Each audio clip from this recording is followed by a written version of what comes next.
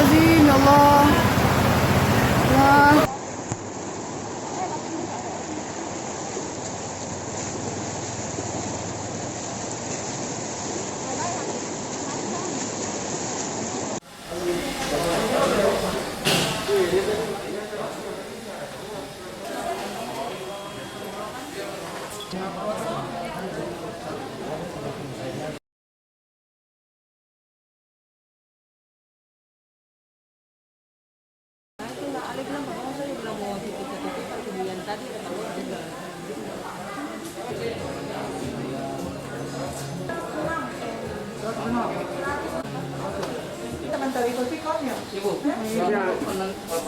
Mereka sanggup sesuai dengan aturan yang dikeluarkan, dia harus punya tempat yang representatif, laboratorium, harus punya analis, tidak bisa diperiksa oleh bukan analis.